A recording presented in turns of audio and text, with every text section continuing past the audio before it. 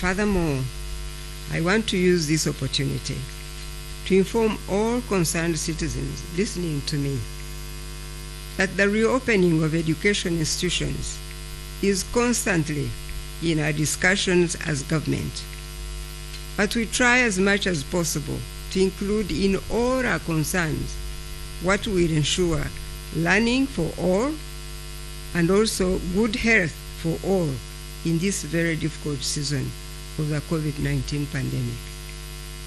We have not forgotten that when the president announced this second lockdown, there had really been an outcry in the country that government announces a lockdown because of the many sick students in schools and also the deaths in the country.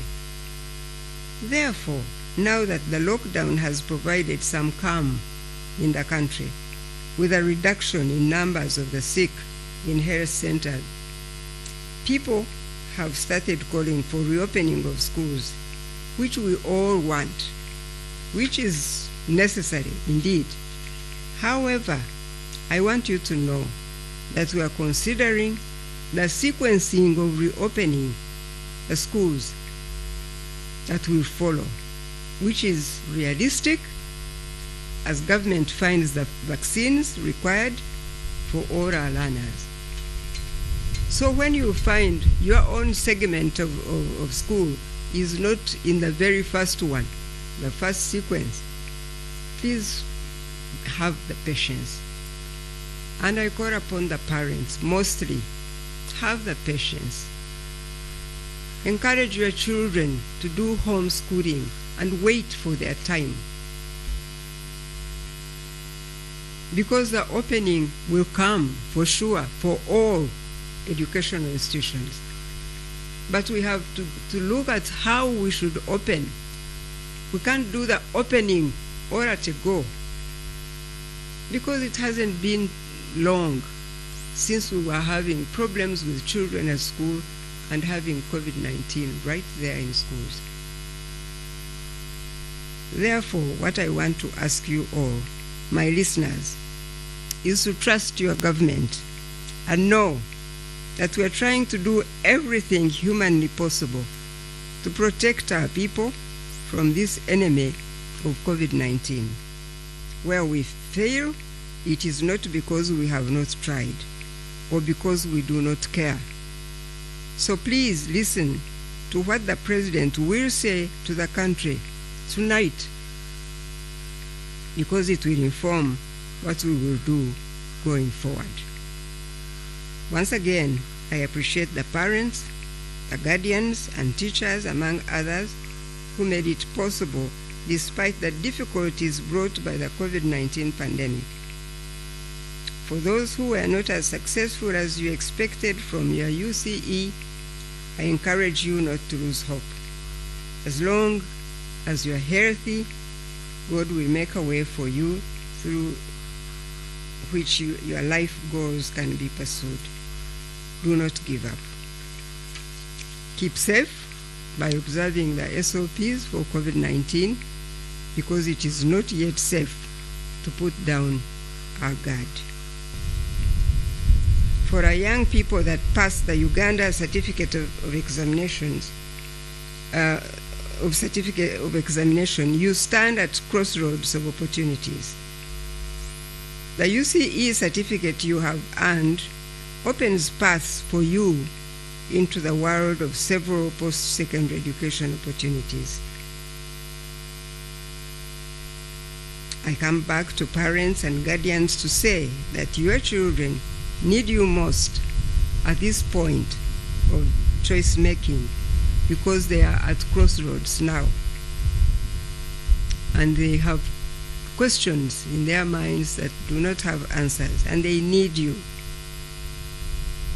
They may be asking those questions to you even now. What path should I take? They may say. There is a whole world of limitless possibilities in the technical vocational training subsector. However, it is also a path that our young people tend to despise, and our society in general. And yet, it is it has opportunities, and our young people tend to shun them. Parents, I encourage you to encourage your children to give serious consideration to this area of technical education. Those that have been focused and committed have earned a decent living by putting to work the skills they acquire through TVET. Therefore, I encourage our young people and their parents to seek more information about technical and vocational education training in your districts or sub-region. Let your child know that TVET does open many more employment opportunities than they may find in the academia path. Lastly, for those that successfully completed O-level, the selection exercise will be communicated to you in due course, but not before the lockdown has been lifted. This is similar to what I mentioned to the public when I released the 2020 PLE results only a fortnight ago. I did see and hear of some government-aided secondary schools carrying out online applications and admissions shortly after the PLE results were released.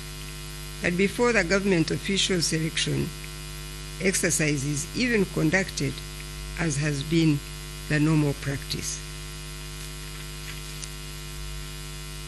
As I have said before, there are some practices that are desirable and even preferable. As government, we do encourage and promote e-governance systems because we know the efficiencies they bring along in conducting business. However, as government, before we adopt such practices, we always take into consideration the wider implications, especially on equitable access to services by our people in the country. Last year, my ministry did embark on developing a curriculum, admissions and permanent policy, and placement policy, as well as a higher education policy. These two policies will, among others, pronounce clear systems, standards and guidelines to regulate admissions and placement of students in our entire education system. Therefore, until then, the current government approaches for selection and admission into entry levels for O-level, A-level, and post-secondary education levels remain as it is for public and government-aided institutions. With that, it is now my pleasure to release the 2020 Uganda Certificate of Examination results to the public, and here are the results.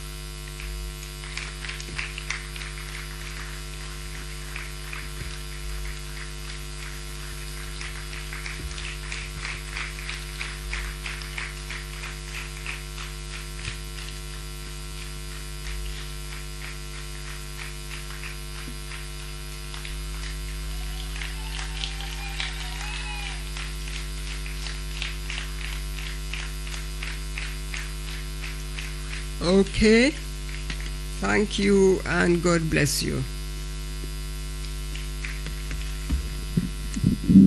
Thank you so much, Mama.